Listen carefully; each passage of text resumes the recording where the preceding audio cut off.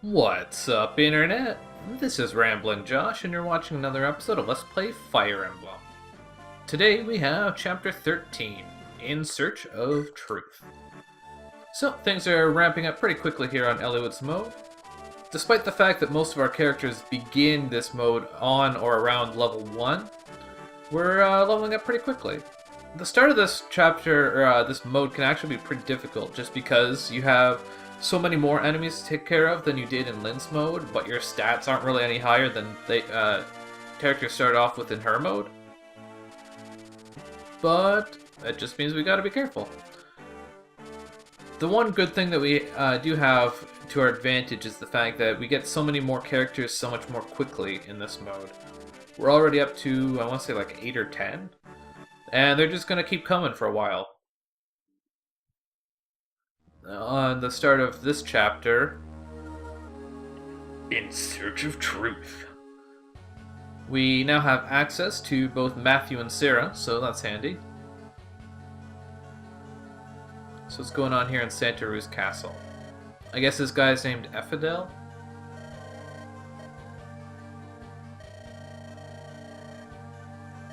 Yeah, those bandits seemed pretty intent on killing him. Something tells me this won't end very well for... what's his name? Hellman? Oh, so this is the Black Fang. These are the guys who are pestering Niles and Ninian.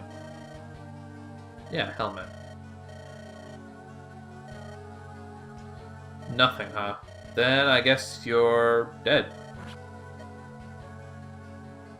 I don't know how you don't see that coming. I mean, it's pretty obvious. Yay! Hello there. If you say so. You think so, do you? Ha ha ha. I suppose we will.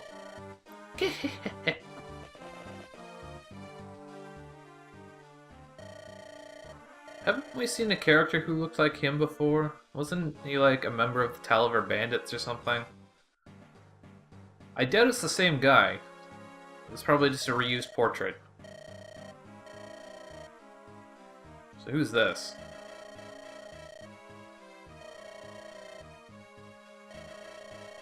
I guess... I don't know this guy's name yet, but... You gotta eat. Food is important. So he's been to Kaylin, has he? Matthew, huh? So he knows Matthew, does he?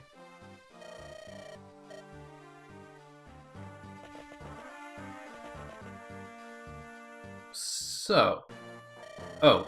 Hi there, Lowen.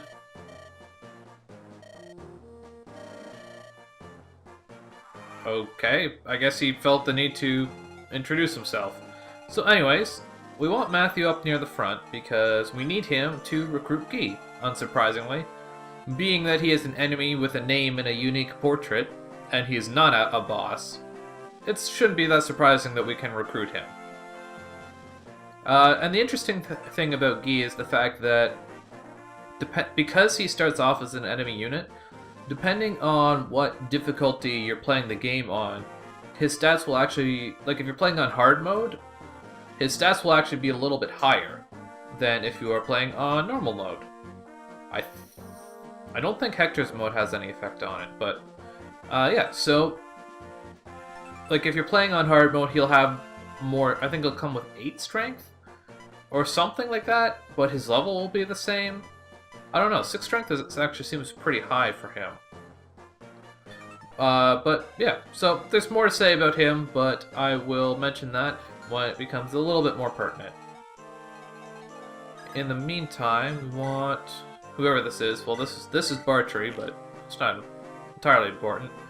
We want to send someone over here to this village because I guess there's no one here now, but eventually some brigands will appear who will head in this direction. And even though it's not important to get, like, it's not hard to get there to this village quickly, it's important that we do so, because arriving in this village will actually unlock a guidance chapter for us. So arriving there unlocks chapter 13X, which isn't available if the village gets destroyed. So yeah. So Oswin, we want to be kind of on the front lines, being that he is our tanky guy. He actually has more defense than Matthew, He actually has more defense than Marcus, so he's a pretty darn good tank in his own right.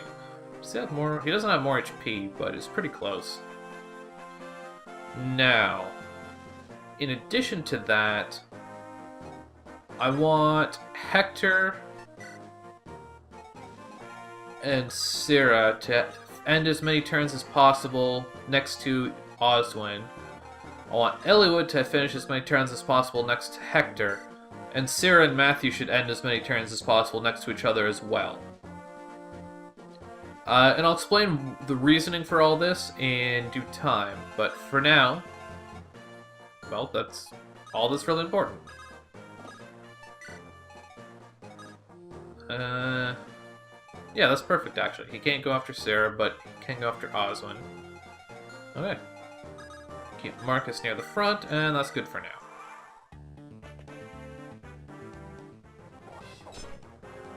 You can't hurt Oswin! These archers, I feel like, are going to be a little bit of a pain, but if they're just going to attack Oswin, then that's not really a problem. So, let's start off. Let's actually take... Can we take out this? We can attack the archer, but no one else is going to be able to reach him, so let's do this instead. Let's attack this guy.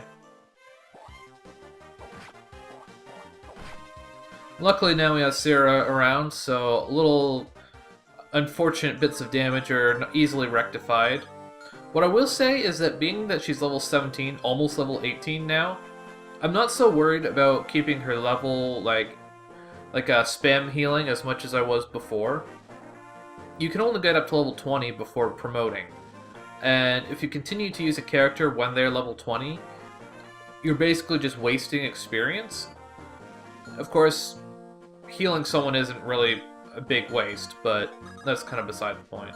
It's actually... yeah, let's put Syrah up there. The point is, Syrah's not going to be able to promote for a while, so I have several battles to get her up to level 20. So there isn't really any pressure, because I got her to such a high level in Liz mode, to kind of get her up quickly anymore. That said, if someone needs healing, they need healing, and that's basically all there is to it, so...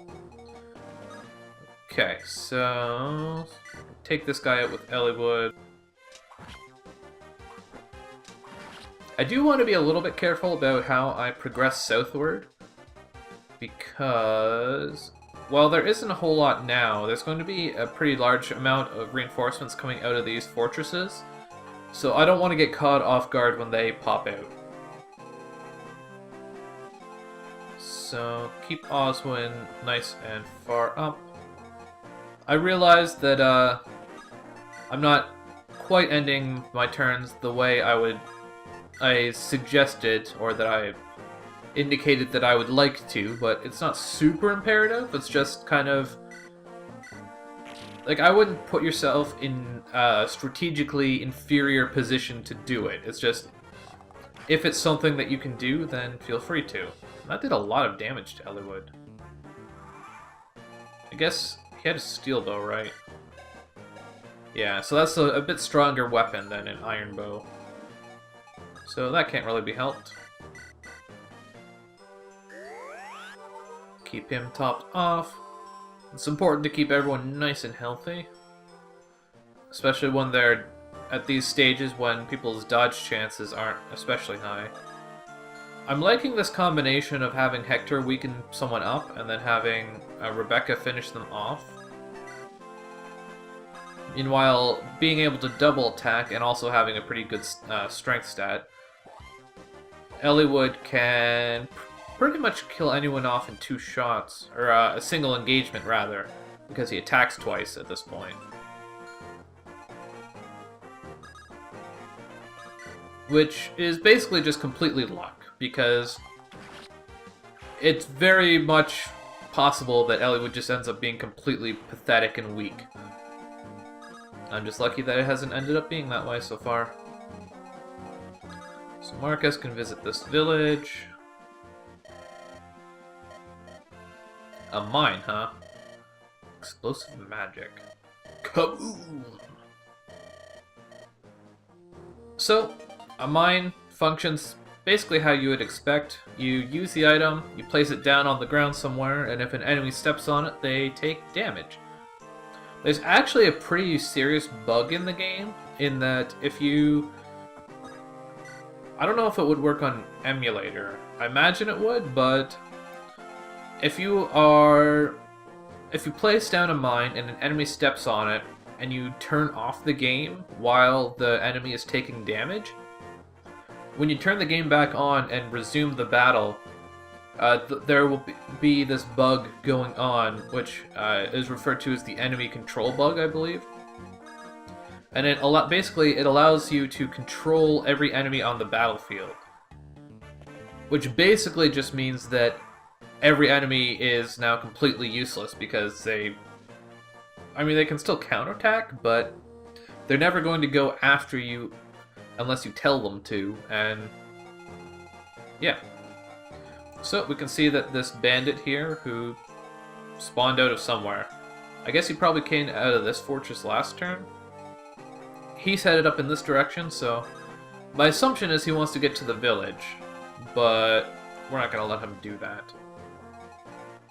So now, let's try and get ourselves in a little bit of a position to start drawing some of these enemies out before too many reinforcements arrive. We're making pretty good pacing here, so the best way to draw them out... Oh, Osmond can't move that far. Does he only have... He only has 4 movement. That's the downside to Knights, is... Unless you're going slow, they have a pretty hard time keeping up with the rest of your units sometimes. So I do still want to be careful, but let's get people up as far as we can for the time being. Does anyone need healing? I don't think we do. I'm not really concerned with healing people the 1 HP they gain when they level up right now. How far can this archer go? Yeah, I think I'll... Actually, no. Let's put Eliwood there just so he's next to Hector. We want to be careful with Guy especially, because we don't want him attacking someone who's just gonna like kill him with a counterattack, because obviously if he dies we can't recruit him. Also, there's the fact that he's actually pretty strong. I mean, 6 strength isn't super awesome amazing, but it's definitely higher than most enemies at this point. And more to the point, he has a killing edge, which has, you can see it says 30 critical. So that means that he has a fairly, like, actually very respectably high critical hit rate with this killing edge. And so, between 15 attack and a high chance of critical attacking, there's a good chance that he can actually take us out as well, if we're not careful. Why, hello there. Will it? Time is money, friend!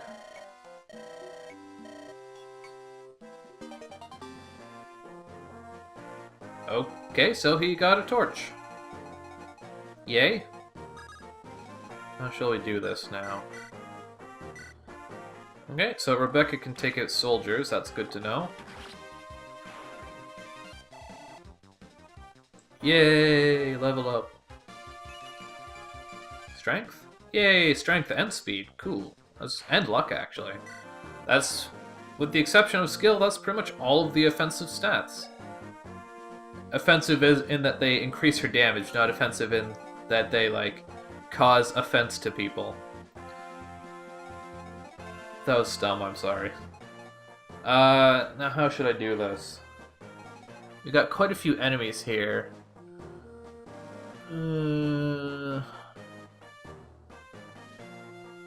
I want them to kind of get a little bit closer to me. Two of them are archers. Does this guy... Yeah, he has a hand axe, so he can also use range attacks. I think what I'm gonna do is go... like this. Create a little bit of wall there. What's Matthew's defense at? 6. He does have 30 HP though, so I'll put him there to kind of finish off the wall.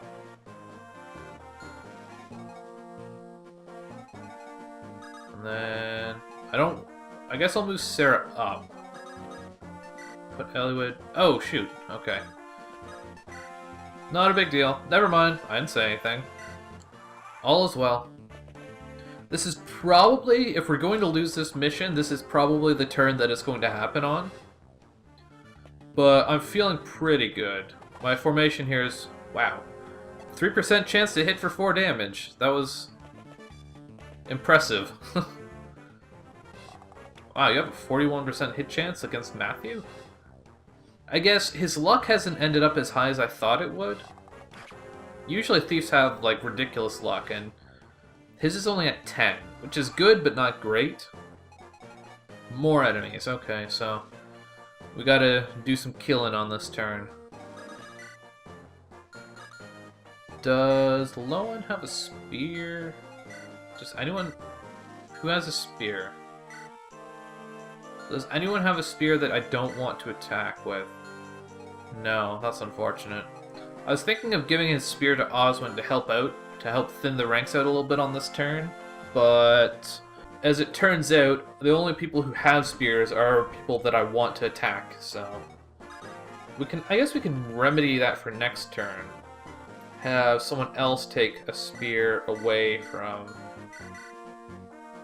say, Rebecca. Actually, wait, energy ring?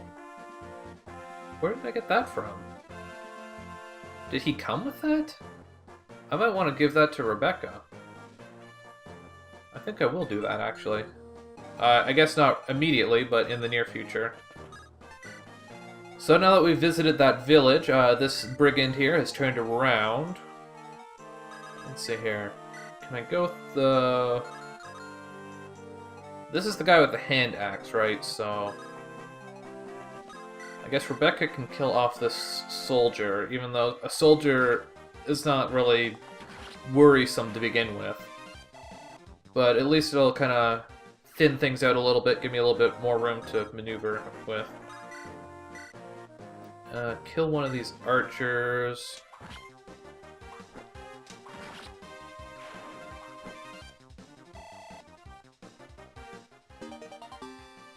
Yay, weapon level increased. B, huh? I think in this game, if you get up to an S level mastery with one of your weapons, you actually get a small, like a 5% increase to crit chance with that weapon. But I could be mistaken. How should I play this now? I feel like Sarah should heal up Matthew here.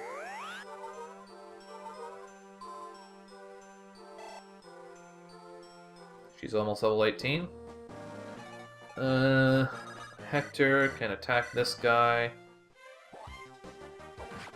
It's unfortunate that he's not able to double attack him, but these things happen. Hector's not the swiftest fellow ever. Wow, only 5 speed. Yeah, that's not going to be for a while yet. He's actually slower than that guy. And I think I'm just going to kill this guy with... Okay, I guess I'm not going to kill this guy with Matthew. But I'm going to weaken him up so someone else can kill him easily next turn. So that's something. And...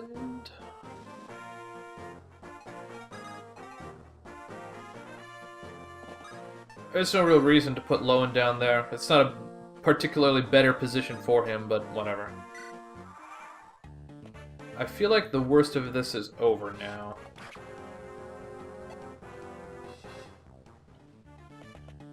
Thief tanking. Who would have thought? Okay, so Guy is on the move. Thankfully, he went after Marcus instead of someone else. There's no chance that he was going to be killing Marcus, so... Even with a critical attack, in fact. Also, wait, did he double attack Marcus? I don't think he did. So that's also a small boon. Eliwood with all the dodges here. I guess the fact that he's had to dodge so many attacks period means I was a little reckless.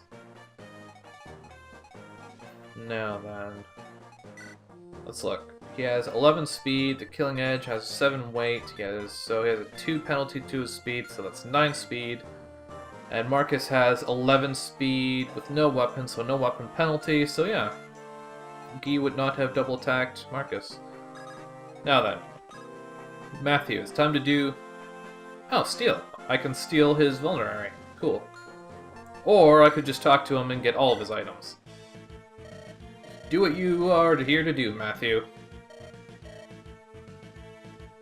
It is.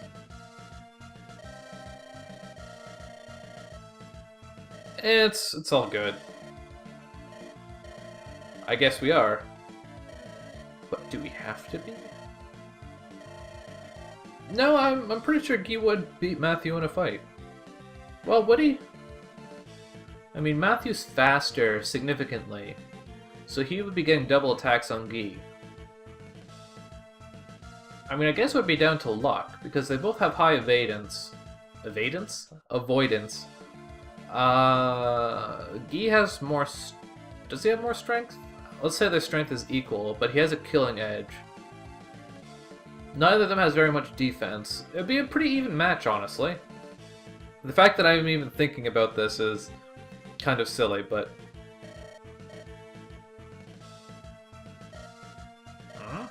Yes.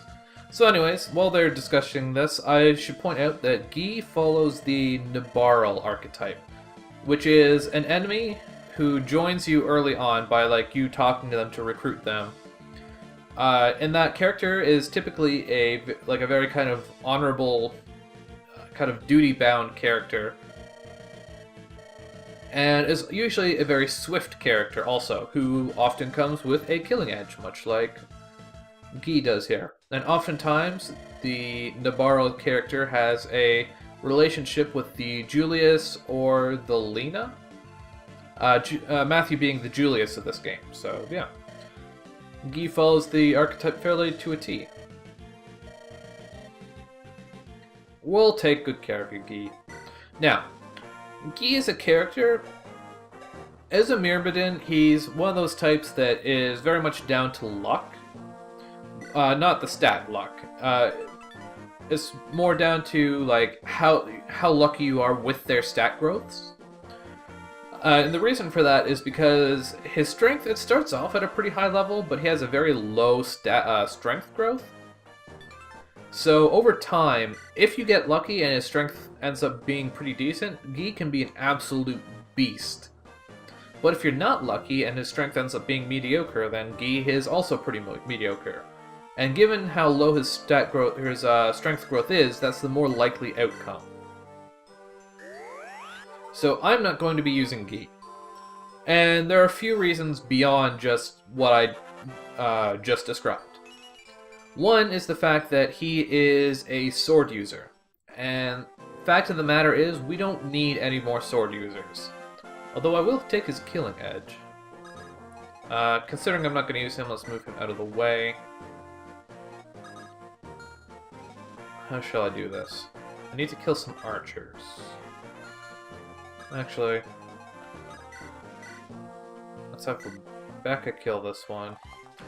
So, Guy's a sword user, we don't need any more sword users. He's a Myrmidon, which is kind of more to the point. Myrmidons, usually it's good to have at least one of them around.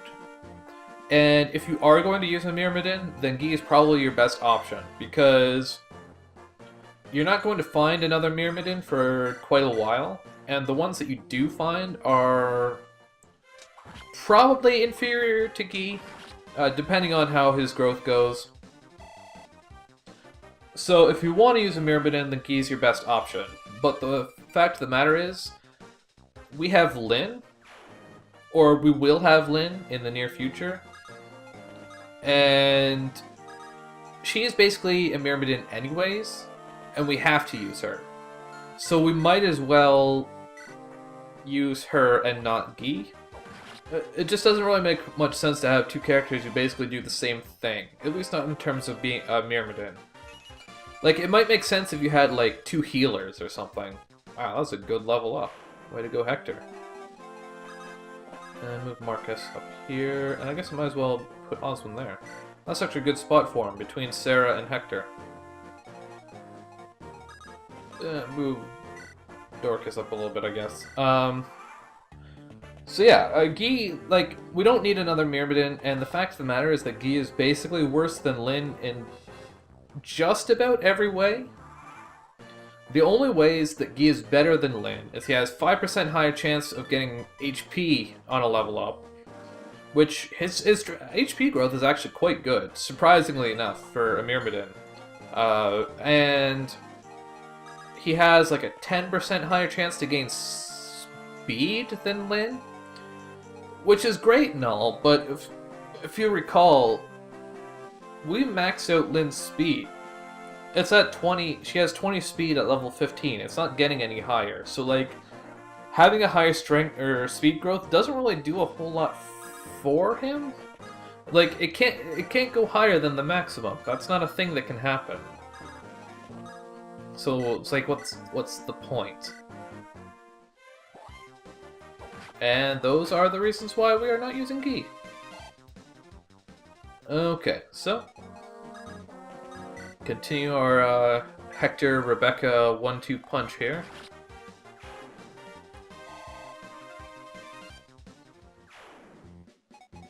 And let us demonstrate the reason why I am trying to position my characters to end turns next to each other. So if two characters are compatible, then they can have what is called a support conversation. So Eliwood and Hector are compatible, so after spending X number of turns, if at the end of X number of player phases they're standing next to each other, then they can unlock a support conversation. So a support conversation just kind of explores the personalities and the backstories of the two characters in question.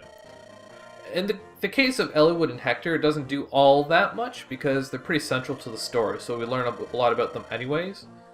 But for less central characters, it's probably the biggest and not the only, but one of the only ways you can actually learn a lot about them. So that can be interesting. And now, the way support conversations work is each character can have as many as 5 of them. So this is the first conversation for both Hector and Eliwood, and they can each have 4 more. They don't have to be with each other. Each character can have up to 3 with each other. So, doing this conversation between Hector and Eliwood will bring their support level up to C. So they have a C level support with each other. Another conversation would bring them up to B, and another conversation would bring them up to A, which is the highest. So they're going to have 3 conversations with each other, and that leaves each of them 2 more conversations to have with another character. So they can either have 2 C supports with 2 other characters, or a B support with 1 other character. So, the plan is that Hector and Oswin are going to get up to a B with each other. Oswin and Sarah are going to get up to an A with each other. Matthew and Sarah are going to get up to a B with each other, and those are the only characters that I have right now that I have supports planned for. And the reason that we want to get supports with each other is because supporting a character actually gives a small stat boost. So we can see here that Eliwood and Hector have a C support. And unfortunately we can't see the stat boost on our stat pane here, but basically what it does is if Eliwood and Hector are standing within 3 squares of each other, they will have, like I said, a small stat boost. And the stat boost that they get is determined by the element of the character supporting them. So if we look at Hector, he is supported by an anima element character, or an anima affinity character, rather. So I believe at this point, that would give him a small boost to strength, defense, hit, and evasion, maybe? There are 6 possible stats that a support can raise. There's strength, defense, hit chance, evasion, critical hit chance, and critical evasion. And each element will raise the supported character's stats in 4 of those categories. So one way that you can plan out your supports is by trying to align characters such that they get the best benefit from like the affinity of the characters they're supporting with. But personally, I think the best ways to plan your supports out are by pairing up characters. Ooh, strength for Rebecca. Good stuff. Pair up characters who you know are going to spend a lot of time being in the same vicinity of each other so that they can actually get the benefit of that support. As well as characters, I mean, you're limited a little bit by your availability. So, obviously, if you're not using a character that someone has a potential support with, then that doesn't really do a whole lot for them. So, like, Eliwood can support with Marcus, but I'm not going to be using Marcus long term, so that doesn't make sense to have that support. It doesn't do anything for him. Build a bit of a line here, and I don't care about bringing everyone else anymore. I'm pretty sure we're done with reinforcements at this point. So yeah, that's the plan for supports. At least for the time being. I've got a whole bunch... I got all my supports planned out at this point. It's probably not the best, but... I've got a plan anyways. Now, typically the way you're going to have to unlock a lot of supports, unfortunately, long term, is by just... At the end of a battle, like after you have cleared out everyone else and you're just waiting to beat the boss, you just spend several turns just having your characters stand next to each other and just auto-passing each turn. Because some of them take a very long time. Hector and Eliwood don't take very long to support each other, but other characters do.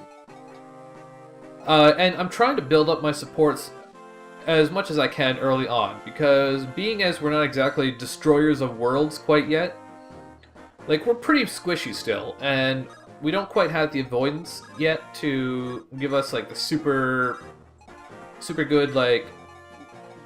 We don't have as high dodge as we would like, so we're taking more hits than we really need to. Well, not more than we need to, but more than we will later on. So, using supports to get our stats up as high as we can at this point is ideal, especially for Eliwood and Hector. So luckily they're pretty easy to support, but what I'm probably going to do is, once I've killed off this last soldier here, I'm probably going to spend a little while passing some turns to try and unlock the supports between Hector, Oswin... Wait. Well, at least Oswin, Matthew, Sarah, and all that. The issue is that you can only have one support conversation a turn, or a battle rather. So, even if I were to pass like 5,000 turns with Eliwood and Hector standing next to each other, then they wouldn't be able to get a further support this battle. They would be able to get it immediately during the next battle, but that's kind of the extent of it. Also, what I think I'm going to do is I'm going to send Marcus up here. Oh, there's a dude up here. I guess I should kill him, huh? Have at it, Hector. I'm going to send someone over to this vendor to buy another heal staff for Sarah, just because it's good to have a spare sitting around.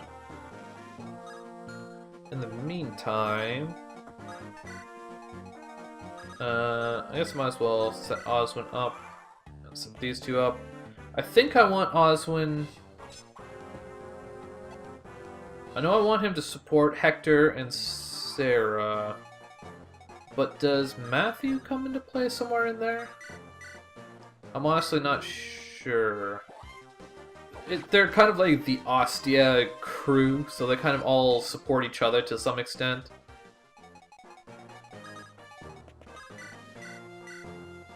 So, finish this guy off with Rebecca. Oh, one thing I should probably note is that if you are choosing to use Gi, which is a perfectly reasonable thing to do, I mean, I'm pretty sure this is the first time I've actually played through the game where I'm not going to be using Gi. You probably want to give him the energy ring. Does this guy have a javelin? No, he has a steel lance. Okay, so anyways, I am going to arrange my characters, see if I need to arrange them a little bit better than this. Spend several turns passing to set up some supports, and then when I'm done with that, I will see you back here in just a moment. Okay, so we have achieved all of our support conversations. It seems like the restriction on who you can support with per turn is on a pair basis, not a character basis. So Oswin and Hector can, for example, have a conversation here.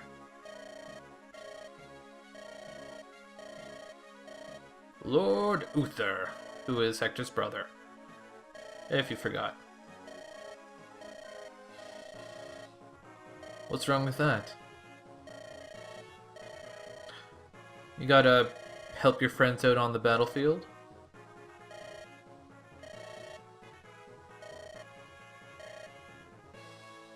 It's a good point. So, they have... Actually, no, Oswin's Anima affinity, not Thunder. I was gonna say, I think these two are the same affinity, but they are not. So, Oswin and Sarah. Is this some kind of prayer? What else?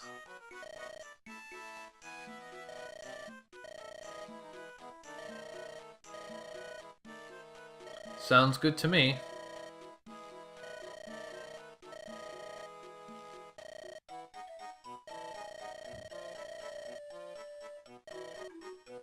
You heard all that?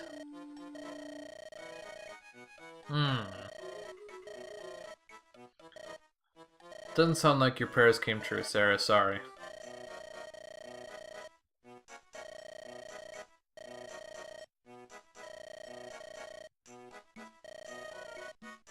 It's not a good idea to put your healers on the front line. I mean, near the front line, but not on it.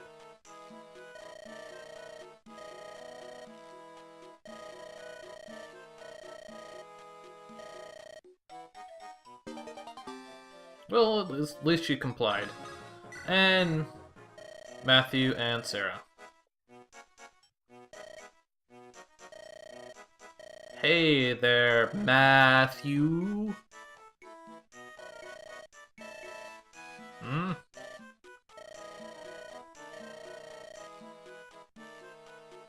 What is going on? What's... What? I'm really confused what's happening here.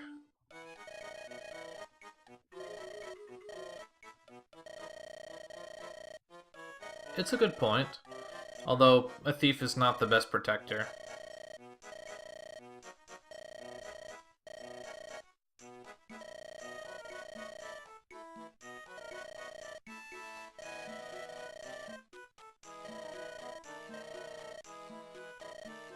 I wouldn't be that surprised if she was, I guess.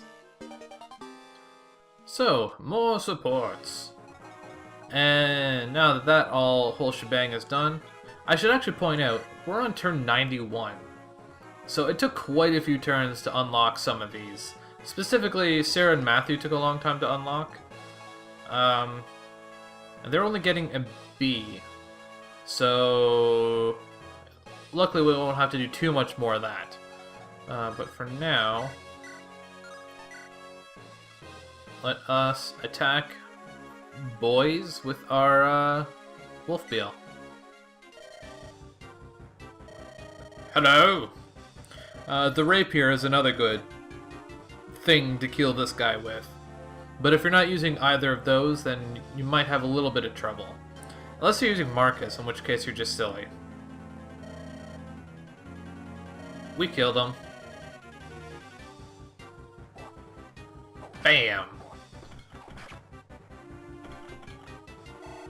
And unfortunately, we're going to have to wait until the counterattack.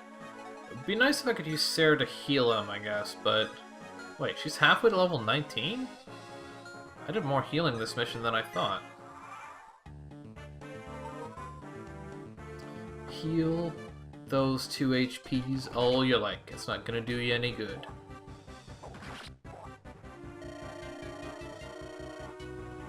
Too bad, eh, laddie? Gahaha! Lots of boss experience. Resistance, huh? Actually, I guess I can just heal him now. I might as well. Experience. The one thing I will say about using Hector and Elliewood is that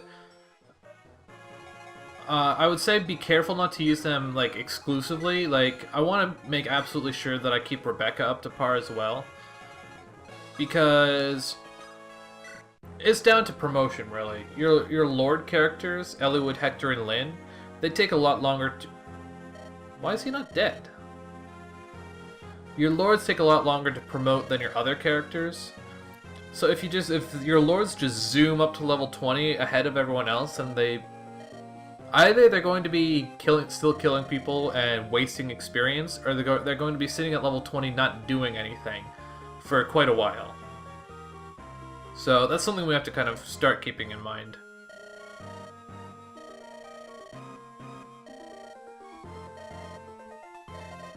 That was the plan.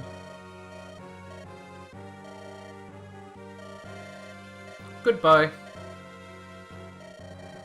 The Black Fang. Yeah, thanks, Hector. It can't be! Where's that even from? Is that from Dynasty Warriors?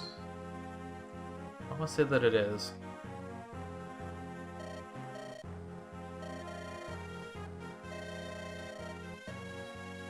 I mean, I guess we got nothing else to go on, so... I mean, would it not make sense to spend the night in the castle? Hello?